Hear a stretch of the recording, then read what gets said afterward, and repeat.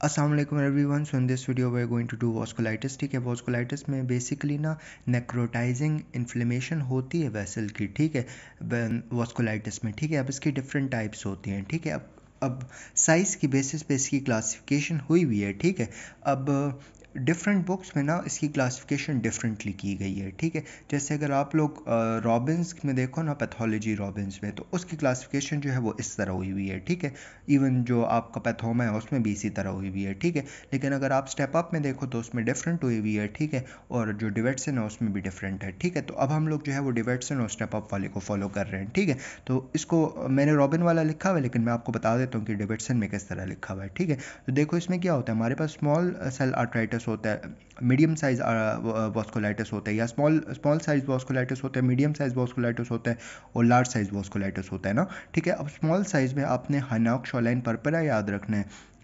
Baked syndrome याद रखना है, और हाइपरसेंसिटिविटी वॉस्कुलाइटिस याद रखना है। ठीक है, अब जो आपका मीडियम साइज़ है ना, उसमें आपने जो है वैगनर ग्रैनुलोमेटोसिस हो जाएगा। ठीक है, microscopic polyangiitis and Churg Strauss syndrome आ जाएगा। ठीक है, इसके अलावा हमारे पास polyarteritis nodosa, Kawasaki disease and Kawasaki है। ठीक है, और एक आपका जो है वो ब्यूगर्स डिजीज़ आ जाएगा। ठीक है, फिर जो लार्ज साइज़ आर्ट्राइटिस है, तो उसमें हमारे पास जाइंट सेल आर्ट्राइटिस, जिसको हम टेम्पोरल आर्ट्राइटिस भी कहते हैं, और एक हमारे पास ताकायासु आर्ट्राइटिस आ जाता है। ठीक है, अच्छा जी, अब हम लोग कंटिन्यू करते हैं। ठीक है, एक एक करेंगे, इंशाल्लाह it's gonna be really easy. ठीक है, सबसे पहले आते हैं हम लोग वैगनर ग्रैनुलोमेटोसिस। ठीक है, अब जैसे कि नेम से इंडिकेट हो रहा है कि इसमें हमारे पास ग्रैनुलोमा बनेगा। ठीक है,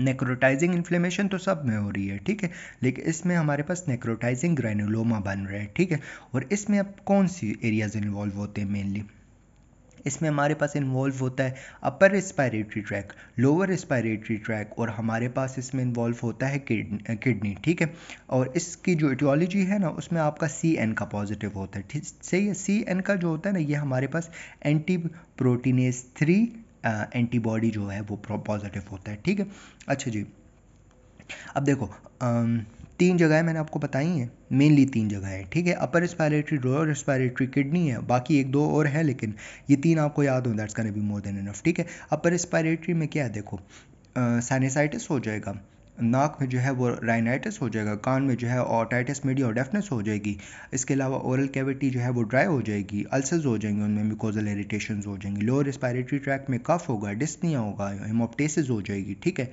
और लंग्स में नोड्यूल होंगे। ठीक है, और जब किडनी में देखोगे तो उसमें आपका RPGN होगा, रैपिड प्रोग्रेसिव ग्लोमेरुलोनेफ्राइटिस। ठीक है, अब ये तीन तो आपने याद मस्ट रखने। अगर एक्स्ट्रा आप याद करते हो तो आई में स्क्लेराइटिस हो गया, कंजक्टिवाइटिस हो गया। ठीक है, प्रोप्टोसिस हो गई, आई आगे की तरफ आ जाती है। ठीक है, मस्कुलोस्केटल में आर्थ्रल्जिया जोमाइलियल्स होते हैं। ठीक है, तो ये तीन चीज़ तो आपने याद रखनी है, अपर, लोअर एंड किडनी। ठीक है, अब इसमें ना हम आते हैं हम इसकी इन्वेस्टिगेशन पे ना। इन्वेस्टिगेशन में क्या करेंगे, सबसे पहले हम लोग चेस्ट एक्सरे कर लेंगे। ठीक है, एक्सरे कर लेंगे तो उसमें हमारे पास नोड्यूल हमें नज़र आएंगे और इन्फिल्ट्रेशंस नज़र आएंगी। ठीक है, फिर इसके बाद हम लोग लैब में जब देखेंगे तो CBC करेंगे, तो CBC में आपको एनीमिया, नॉर्मोसिटिक नॉर्मोक्रोमिक एनीमिया मिलेगा, इसके अलावा थ्रोम्बोसाइटोपिनिया मिलेगा। ठीक है, ESR ज़्यादा होगा क्योंकि इन्फ्लेमेशन है, और CRP का लेवल भी ज़्यादा होगा। ठीक है, इसके अलावा हमारे CN का लेवल ज़्यादा होगा। ठीक है, और बायोप्सी करेंगे तो उससे हमारे पास डायग्नोसिस कंफर्म हो जाएगी। ठीक है, तो हमने बेसिकली तीन चीज़ें की हैं इसमें, एक्सरे की है, बायोप्सी किया, और लैब इन्वेस्टिगेशंस की है। लैब में हम लोगों ने CBC किया है। ठीक है, अच्छा जी, अब आते हैं इसकी ट्रीटमेंट पे। ठीक है, ट्रीटमेंट में हम लोग क्या करते हैं ना, सबसे पहले हम इसमें बेसिकली हमने दो चीज़ें देना है, एक स्टेरॉइड देना है, एक साइटोटॉक्सिक ड्रग देनी है, और एक हम लोगों ने रीनल ट्रांसप्लांटेशन करनी है एंड स्टेज किडनी डिजीज़ में। ठीक है, तो ड्रग्स तो हमारे पास दो हैं। देखो सबसे पहले हम लोग क्या करेंगे ना, सबसे पहले हम लोग जो है लो डोज स्टेरॉइड शुरू करेंगे। ठीक है, प्रेडनिसोलोन। ठीक है, और हम लोग उसके साथ साथ हम पेशेंट को दे देंगे इम्यूनोसप्रेसेंट, जिसमें मेथोट्रेक्सेट आ जाता है और एजाथायोप्रिन वगैरह आ जाता है। ठीक है, और फिर बाद में क्या होगा ना कि हम लोगों ने पहले जो है वो सॉरी इसमें क्या होता है ना, सबसे पहले हम लोग जो है वो हाई डोज स्टेरॉइड दे देते हैं, प्रेडनिसोलोन, ठीक है, कॉर्टिकोस्टेरॉइड और प्रेडनिसोलोन, ठीक है, और इसके अलावा साइटोटॉक्सिक ड्रग में साइक्लोफॉस्फेमाइड्स दे देते हैं, ठीक है। फिर इसके बाद जो है ना, जब हम लोग हाई डोज से आहिस्ता आहिस्ता हम लोग उसकी टेपरिंग डोज करना शुरू हो जाते हैं और लो डोज स्टेरॉइड पे शिफ्ट हो जाते हैं, ठीक है। और उसके साथ जो हम लोग ड्रग देते हैं तो मेथोट्रेक्सेट, एज़ाथायोप्रिन आ जाता है जो हमारे पास इम्यूनोसप्रेसेंट है, ठीक है। और जो एक पेशेंट है जिसको एंड स्टेज किडनी डिजीज़ है तो उसमें हम लोग रीनल ट्रांसप्लांटेशन कर लेते हैं, ठीक है। अब आते हैं माइक्रोस्कोपिक पोलियंजाइटिस, ठीक है। अब माइक्रोस्कोपिक पोलियंजाइटिस जो होता है ना, देखो हमारे पास ना इसमें हमारे पास ग्रैनुलोमा नहीं बनता। देखो जो ऊपर था ना वैगनर ग्लोमेटोसिस में, उसमें ग्रैनुलोमा था, ठीक है। अब इसमें हमारे पास अपर रेस्पिरेटरी ट्रैक भी इन्वॉल्व नहीं होता, ठीक है।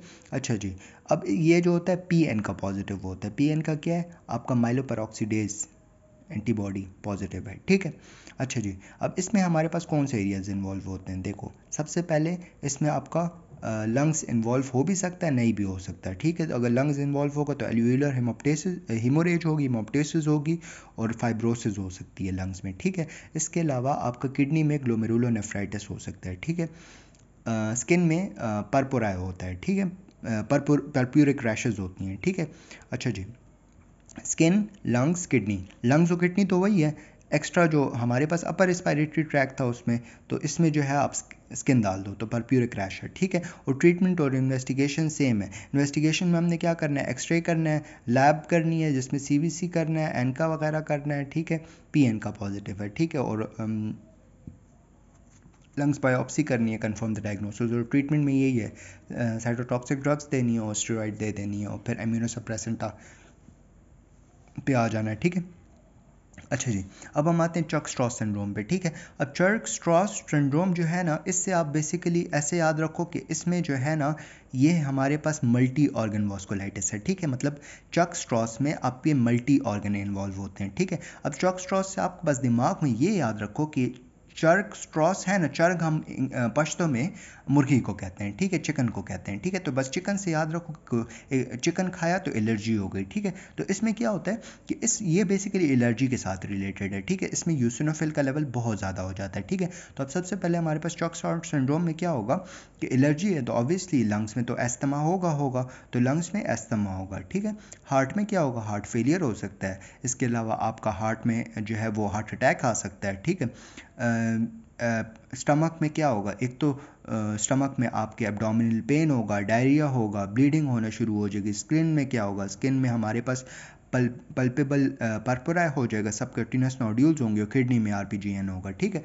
तो क्या है, देखो मुर्गी खाई है एक बंदे ने तो उसको लंग्स में भी इरेक्शन हुआ है, एलर्जी हो गई है उसको ना, तो एस्थमा हो गया, एब्डोमेन में पेन हो रहा है और उसको डायरिया और ब्लीडिंग होना शुरू हो गई है, किडनी में RPGN है, स्किन में जो है वो रैशेज आ गए हैं, ठीक है। और हार्ट फेलियर में चला गया, ठीक है। इसके बाद इसकी डायग्नोसिस जो होती है ना, उसमें आप वही सेम चीज़ें, लंग्स बायोप्सी करोगे, यूसिनोफिल का लेवल ज़्यादा, यूसिनोफिलिया होगा, ठीक है। इसके अलावा जो है वो आपका ये जो होता है ना चर्क स्ट्रॉस, ये आपका PN का पॉजिटिव होता है, ठीक है। इसके अलावा बाकी सारी चीज़ें same as that of the Wegener granulomatosis, ठीक है। अच्छा जी, अब आते हैं हम लोग हाइनॉक्स-शाइलाइन पर्परा, ठीक है। अब जो हाइनॉक्स-शाइलाइन पर्परा होता है ना, जैसे कि नेम से इंडिकेट हो रहा है, इसमें मेनली हमारे पास पर्परा बनेगा, ठीक है। अच्छा जी, हाइनॉक्स-शाइलाइन पर्परा में बेसिकली हमारे पास इम्यून कम्प्लेक्स मीडिएटेड वास्कुलाइटिस है, ठीक है। और इम्यून कम्प्लेक्स में एंटीबॉडी जो इन्वॉल्व होती है वो IgA एंटीबॉडी है, ठीक है। IgA एंटीबॉडी का मीडिएटेड इम्यून कम्प्लेक्स वास्कुलाइटिस है, ठीक है। अब हाइनॉक्स-शाइलाइन पर्परा में बेसिकली ना हमारे पास बच्चे और यंग अडल्ट इन्वॉल्व होते हैं, ठीक है। अब क्या होता है कि हमारे पास पर्परा है ना, तो पर्परा में क्या होगा, हमारे पास जो पर्परा है ना वो हमारे पास इन्वॉल्व करेगा बटक्स रीजन में, ठीक है, और लोअर लिम्ब में, ठीक है। इसके अलावा GIT में देखोगे तो एब्डोमिनल पेन होगा, डायरिया होगा, GI ब्लीड वगैरह होगा, मसल में आर्थराल्जियाज होंगे, किडनी में जो है आपका IgA नेफ्रोपैथी होगी, ठीक है। तो दोबारा बता देता हूँ, हाइनॉक्स-शाइलाइन पर्परा में आपकी स्किन है, GIT है, मसल है, किडनी है, ठीक है। किडनी में आपका IgA नेफ्रोपैथी है, ठीक है। अब जो मोस्टली ना हमारे पास जो ये डिजीज़ होती है ना, इसे सेल्फ लिमिटिंग होती है, खुद ब खुद ठीक हो जाती है, ठीक है। लेकिन अगर ठीक नहीं हो रही ना, ट्रीटमेंट चाहिए, तो फिर आप वही चीज़ें दोगे, आप स्टेरॉइड दे दोगे, आप इम्यूनोसप्रेसेंट दे दोगे, साइटोटॉक्सिक ड्रग्स वगैरह दे दोगे, ठीक है। अच्छा जी, अब आते हैं हम पॉली आर्थराइटिस नोडोजा पे, ठीक है। अब पॉली आर्थराइटिस नोडोजा बेसिकली ना इसमें क्या होता है ना, हमारे पास नेक्रोटाइजिंग वास्कुलाइटिस है, ठीक है। अब इसमें ना ये बेसिकली एसोसिएटेड होता है हेपेटाइटिस बी के साथ, HIV और ड्रग्स रिलेटेड होता है, ठीक है। अब इसमें क्या होता है हमारे पास ना ये जो वेसल है ना हमारे पास, उसमें 3 लेयर होती हैं, इंटिमा, मीडिया, एडवांटिशिया, ठीक है। अब इसमें तीनों लेयर्स यहाँ से शुरू होता है ये वास्कुलाइटिस, और यहाँ से पूरा यहाँ तक आता है, ठीक है। तो ये वास्कुलाइटिस जब यहाँ तक आता है ना, तो इसकी वजह से क्या होता है ना कि ये इंटिमल लेयर को इन्वॉल्व कर रहा है ना, तो अल्टीमेटली क्या होगा कि आपका ल्यूमेन जो है ना वो छोटा हो जाएगा, क्योंकि आपका इंटिमा की बात क्या है, ल्यूमेन है, ल्यूमेन पे जोर पड़ेगा और ल्यूमेन आपका छोटा हो जाएगा, रास्ता कम होगा, जिसकी वजह से इस्कीमिया होगा, ठीक है। इस्कीमिया होगा, इन्फेक्शंस होंगे, एन्यूरिज्म्स हो जाएंगे, ठीक है।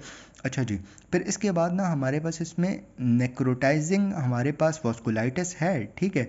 और इसमें जो नेक्रोसिस होती है ना वो सेगमेंटल होती है, वो लिटरली आपको ऐसे रोजरी साइन दे रहा होता है, ठीक है। अब रोजरी साइन बेसिकली आपको बिल्कुल तस्बीह की तरह दिख रहा होता है, ठीक है। अब इसके क्लिनिकल फीचर्स जब आप देखते हो पॉलीआर्ट्राइटिस नोडोजा में, तो आपको क्या होता है, वही आपके कॉन्स्टिट्यूशनल सिम्टम्स होते हैं, फीवर होता है, वेट लॉस होता है, माइल्जिया वगैरह होता है, आर्थराल्जियाज होते हैं, ठीक है। इसके अलावा आपको जो है वो हाइपरटेंशन हो सकती है, न्यूरोपैथीज हो सकती हैं, ठीक है। और एक आपका लिविडो रेटिकुलरिस हो सकता है। लिविडो रेटिकुलरिस में बेसिकली क्या होता है ना कि हमारी जो स्किन होती है ना उस पर बेसिकली हमारे पास एक नेट लाइक रैश आ जाता है, ठीक है, जिसमें हमारे पास ब्लू और रेड कलर होता है, ठीक है। अच्छा जी, अब डायग्नोसिस में हम लोग क्या करते हैं, पॉलीआर्ट्राइटिस नोडोजा में बायोप्सी करते हैं ऑफ दैट वेसल की टिश्यू जो भी इन्वॉल्व होता है, ठीक है। ट्रीटमेंट में हम लोग स्टेरॉइड और इम्यूनोसप्रेसेंट देते हैं, ठीक है, सही है। बस ये इन्वॉल्व है, ठीक है। फिर इसके बाद हम लोग आते हैं नेक्स्ट पे। नेक्स्ट में हमारे पास है कावासाकी डिजीज़, ठीक है। अब कावासाकी डिजीज़ जो होता है ना ये हमारे पास बेसिकली बच्चों में होता है, जो 5 साल से छोटे बच्चे होते हैं, ठीक है। और इसमें बेसिकली हमारे पास कोरोनरी आर्टरीज इन्वॉल्व होती हैं, ठीक है। अच्छा जी, अब इसके क्लिनिकल फीचर्स की बात करें ना, तो पेशेंट जब आता है ना आपके पास, तो उसको क्या होता है, सबसे पहले आता है फीवर, स्किन रैश, ठीक है, और जनरलाइज स्किन रैश होता है, ठीक है। ओरल म्यूकोजा जो होता है इन्फ्लेम्ड होता है, इसके अलावा कंजक्टिवा में इन्फेक्शन होता है, ठीक है। अच्छा, लिम्फेडेनोपैथी होती है, कार्डियोवास्कुलर कॉम्प्लिकेशन में देखोगे तो पेशेंट को MI होगा। इसके अलावा ट्रांजिट इस्कीमिक डायलेशन है, मायोकार्डाइटिस है, पेरिकार्डाइटिस है, पेरिफेरल वास्कुलर इंसफिशिएंसी है और गैंग्रीन है, ठीक है। दोबारा बता देता हूँ, देखो कावासाकी डिजीज़ है ना, तो कावासाकी डिजीज़ में क्या होगा कि 5 साल से छोटे बच्चे में होगी, ठीक है। फिर इसके बाद जो है हमारे पास कोरोनरी वेसल्स मेनली इन्वॉल्व होंगी, ठीक है। अब जब क्लिनिकल फीचर्स में देखोगे आप, तो इसमें आपको क्या होगा, पेशेंट में फीवर होगा, रैश होगा, ठीक है। इसके अलावा उसमें देखो फीवर है, रैश है, उस मतलब पूरी बॉडी उसकी रेड है, ठीक है, जनरलाइज रैश है, फीवर है, रैश है, लिम्फेडेनोपैथी है, ओरल म्यूकोजा जो है इन्फ्लेम है, कंजक्टिवा में इन्फ्लेमेशन है, लिम्फेडेनोपैथी है, कार्डियोवास्कुलर में मायोकार्डाइटिस, पेरिकार्डाइटिस और MI हो सकता है, गैंग्रीन हो सकती है, ठीक है, पेरिफेरल वास्कुलर इंसफिशिएंसीज हो सकती हैं, ठीक है। अब ट्रीटमेंट में आपने क्या करना है, कावासाकी डिजीज़ में एस्प्रिन दे देनी है। एस्प्रिन कितने देनी है, 5 mg/kg फॉर 14 डेज, ठीक है। और IV गैमा ग्लोबुलिन देनी है 400 mg/kg फॉर 4 डेज, ठीक है। अच्छा जी, अब आते हैं हम ब्यूगर्स डिजीज़, ठीक है। अब ब्यूगर्स डिजीज़ बेसिकली ना इसको हम लोग कहते हैं थ्रोम्बोएंजाइटिस ओब्लिटरन, सही है। अब ये बेसिकली ब्यूगर्स है ना, तो बस इससे याद रखो कि एक बंदा है, उसके एक हाथ में बर्गर है और दूसरे हाथ में वो स्मोकिंग कर रहा है, ठीक है। अब स्मोकिंग करेगा तो अब स्मोक जिस उंगली से उसने स्मोक पकड़ी हुई है ना, तो उस उंगली से वो उसकी उंगली वो गिर जाएगी, मतलब टूट के ख़राब हो जाएगी पहले और फिर वो गिर जाएगी, ठीक है। तो ये हमारे पास वो मैन इन्वॉल्व होते हैं जो स्मोकिंग करते हैं, ठीक है। अब इसकी क्या होता है कि इसमें सबसे पहले सिगमेंटल इन्फ्लेमेशन होती है ना, ऐसा नहीं होता कि आपकी पूरी की पूरी वेसल इन्फ्लेम हो गई है, सिगमेंटल, ठीक है। अब सिगमेंटल में बेसिकली जो आर्टरीज इन्वॉल्व होती है ना, तो एक आपकी आर्म में रेडियल आर्टरी और लेग में टिबियल आर्टरी, ठीक है। अब क्या होता है, इन्फ्लेमेशन होती है तो वो आपकी सुपरफिशियल जो है वो नोडुलर फ्लेबाइटिस होता है पेशेंट में, ठीक है। अच्छा जी, अब इसकी वजह से क्या होता है ना कि अब इनिशियली तो मैंने नेक्रोटाइजिंग इन्फ्लेमेशन है, फिर बाद में गैंग्रीन बनेगा, गैंग्रीन के बाद जो है वो क्लॉडेशन होगी, क्लॉडेशन जो है जो है उस बेसिकली उस जगह पे पेन होना शुरू हो जाएगा ना, ठीक है, और एंड में आपका ऑटो एम्पुटेशन होगा, ठीक है। तो क्लिनिकल फीचर में क्या है कि उस जगह पे पहले आपका इस्कीमिया हुआ है, इस्कीमिया की वजह से एंड फिर देखो सबसे पहले आपका अल्सर हुआ है, अल्सर के बाद आपके उस एरिया में इस्कीमिया हुआ है, इस्कीमिया के बाद गैंग्रीन बना है, गैंग्रीन के बाद जो है आपकी रायनॉड फिनोमेना वगैरह, क्लॉडेशन और ऑटो एम्पुटेशन वगैरह, ठीक है। अच्छा जी, सही है। अब ट्रीटमेंट पे आप क्या करते हो ब्यूगस डिजीज़, ब्यूगस डिजीज़ की बेसिकली ट्रीटमेंट यही होती है कि अगर कोई स्मोकर है ना तो उसको कहना है स्मोकिंग तुमने बंद कर लेनी है, ठीक है। इसके अलावा आप जो ब्लड फ्लो ख़राब हुआ हुआ है तो उसके लिए आप कैल्शियम ब्लॉकर्स दे देते हो, एस्पिरिन वगैरह दे देते हो, और स्पाइनल कॉर्ड स्टिमुलेटर्स दे देते हो, जिसकी वजह से आपकी स्टिमुलेशन जो होती हैं वो अच्छी हो जाती हैं, ठीक है।